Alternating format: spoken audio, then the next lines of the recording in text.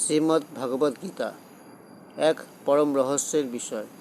এটি পরম দয়ালু ভগবান শ্রীকৃষ্ণ অর্জুনকে উদ্দেশ্য করে সকল প্রাণীর হিতের জন্য বলেছেন, কিন্তু এর প্রভাব সেই পুরুষই জানতে পারেন যিনি ভগবানের শরণাপন্ন হয়ে শ্রদ্ধা ভক্তির সঙ্গে এর অভ্যাস করেন। গীতা মানুষকে সবচেয়ে নিচু কুল থেকে উদ্ধৃত করে সর্বোচ্চ পরমপদের স্থাপন করবার এক অদ্ভুত প্রভাবশালী গ্রন্থ।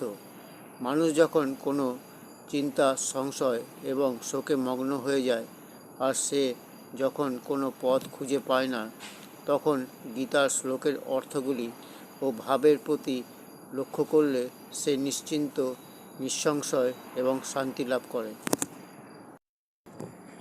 সমগ্র মানবজাতির উপর আধ্যাত্মিক দৃষ্টিতে গীতার খুবই প্রভাব পড়েছে। আমরা এই ভিডিওতে জানব সমগ্র গীতার কয়টি ভাগ ও কী কী। গীতার এই অধ্যায়গুলির প্রধান বিষয়সূচি। গীতার প্রথম অধ্যায়ের নাম যোগশাস্ত্রে কৃষ্ণার্জুন সংবাদে অর্জুন বিষাদ যোগ। প্রথম অধ্যায়ের বিষয়সূচি হল উভয়পক্ষীয় সেনার শঙ্খধ্বনির বিবরণ, অর্জুনের সেনা নিরীক্ষণ প্রসঙ্গ, মোহে অভিভূত অর্জুনের কাতরতা, স্নেহ এবং শোকযুক্ত বাক্য। দ্বিতীয় অধ্যায় সংখ্যাযোগ। এই অধ্যায়ে 72টি শ্লোক আছে। এই অধ্যায়ের প্রধান বিষয়সূচি হল অর্জুনের কাতরতা বিষয়ে কৃষ্ণার্জুনের সংবাদ, সংখ্যাযোগের বিষয়, ক্ষত্রিয় ধর্ম অনুসারে যুদ্ধ করার আবশ্যকতা নিরূপণ, নিষ্কাম কর্মযোগের বিষয়, স্থির বুদ্ধি পুরুষের লক্ষণ ও তার মহিমা। প্রথম অধ্যায় অর্জুন বিষাদ যোগ। প্রধান বিষয়সূচি উভয়পক্ষীয় সৈন্যের প্রধান প্রধান বীরগণের নাম ও সামর্থ্য কথন, উভয়পক্ষীয় সেনার শঙ্খধ্বনির বিবরণ, অর্জুনের সেনা নিরীক্ষণ প্রসঙ্গ, মোহে অভিভূত অর্জুনের কাতরতা, স্নেহ এবং শোকযুক্ত বাক্য। দ্বিতীয় অধ্যায়ের নাম সাংখ্য যোগ। দ্বিতীয় অধ্যায়ের প্রধান বিষয়সূচি অর্জুনের কাতরতা বিষয়ে কৃষ্ণার্জুনের সংবাদ, সাংখ্যযোগের বিষয়, ক্ষত্র ধর্ম অনুসারে যুদ্ধ করবার আবশ্যকতা নিরূপণ, নিষ্কাম কর্মযোগের বিষয়, স্থির বুদ্ধি পুরুষের লক্ষণ ও তার মহিমা। ভাগবদ্গীতার তৃতীয় অধ্যায়ের নাম কর্মযোগ। তৃতীয় অধ্যায়ের বিষয় জ্ঞানযোগ ও নিষ্কাম কর্মযোগের অনুসারে অনাসক্তভাবে নিয়ত কর্ম করবার শ্রেষ্ঠতা নিরূপণ, যজ্ঞাদি কর্ম করবার আবশ্যকতা নিরূপণ, জ্ঞানবান এবং ভগবানেরও লোক সংগ্রহার্থক কর্ম করবার আবশ্যকতা, অজ্ঞানী ও জ্ঞানবানের লক্ষণ এবং রাগদ্বেষরহিত হয়ে কর্ম করবার জন্য প্রেরণা, কামের নিরোধের বিষয়।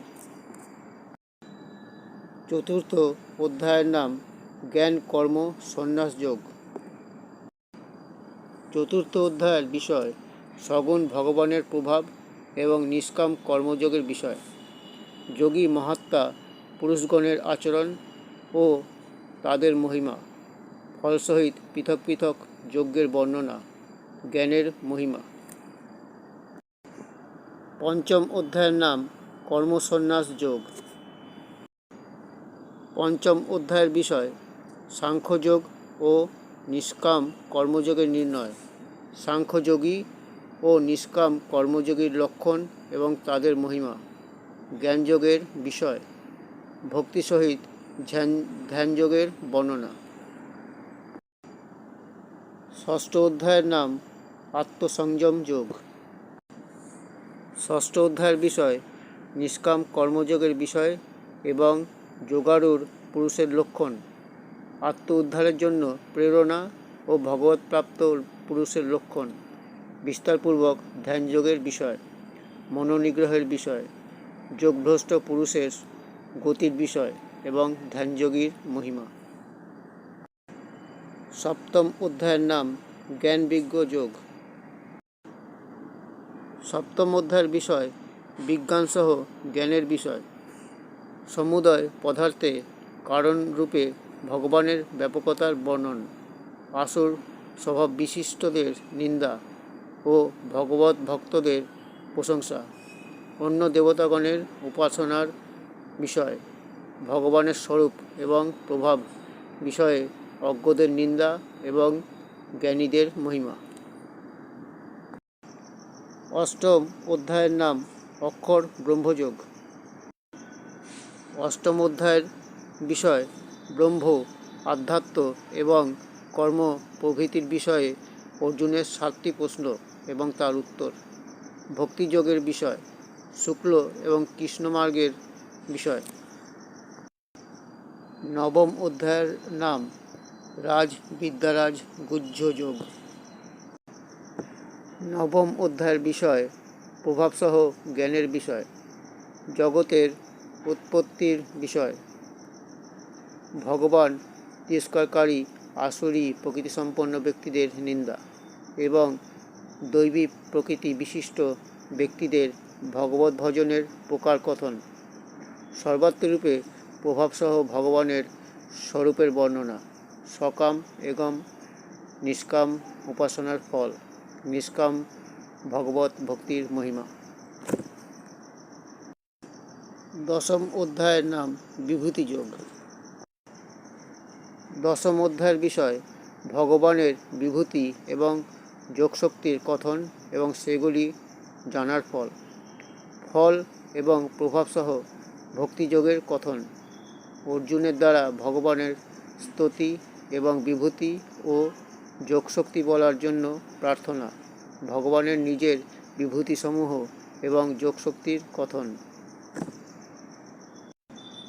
একাদশ অধ্যায়ের নাম বিশ্বরূপ দর্শন যোগ।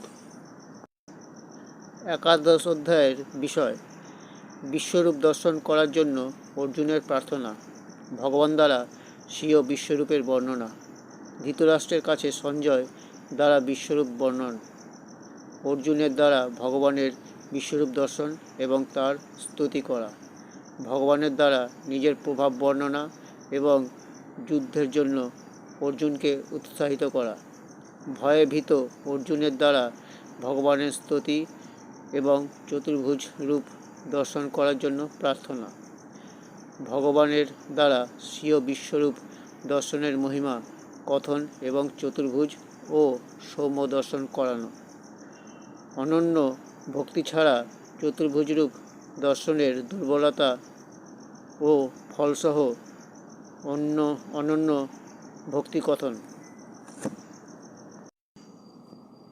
দ্বাদশ অধ্যায়ের নাম ভক্তিযোগ।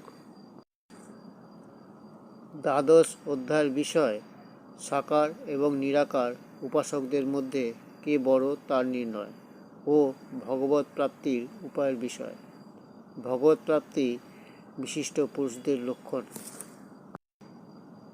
ত্রয়োদশ অধ্যায়ের নাম ক্ষেত্র ক্ষেত্রজ্ঞ বিভাগ যোগ। ত্রয়োদশ অধ্যায়ের বিষয় জ্ঞানসহ ক্ষেত্র ক্ষেত্রজ্ঞের বিষয়, জ্ঞানসহ প্রকৃত পুরুষের বিষয়।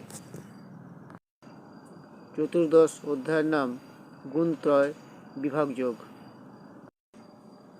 চতুর্দশ অধ্যায়ের বিষয় জ্ঞানের মহিমা এবং প্রকৃতি পুরুষ হতে জগতের উৎপত্তি, সত্য রজ এবং তম এই 3 গুণের বিষয়, ভগবৎ প্রাপ্তির উপায় এবং গুণাতীত পুরুষের লক্ষণ।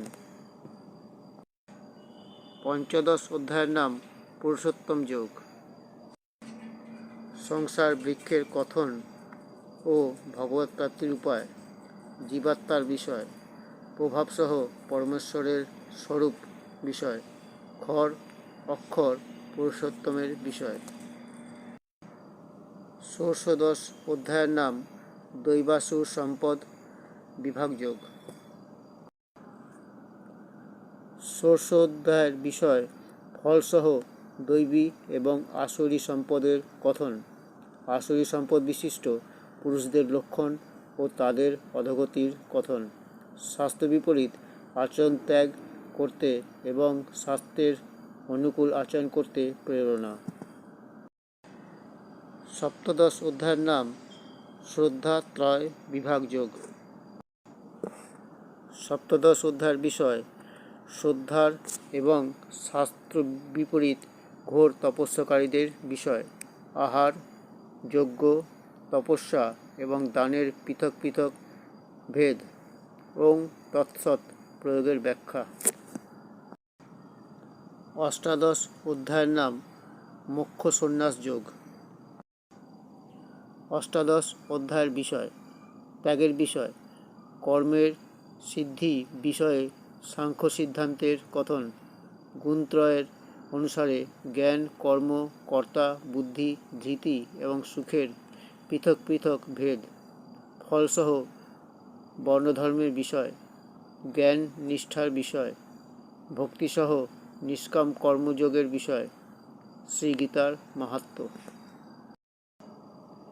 এর জন্য নিজের কল্যাণ কামনাকারী মানুষদের উচিত যে যত শীঘ্রই সম্ভব থেকে অজ্ঞান নিদ্রা থেকে জাগ্রত হয়ে নিজের মুখ্য কর্তব্য বুঝে শ্রদ্ধাভক্তির সঙ্গে সর্বদা এর মনন ও পঠন পাঠন দ্বারা অভ্যাস করে ভগবানের আজ্ঞানুসারে সাধন কর্মে যুক্ত হওয়া।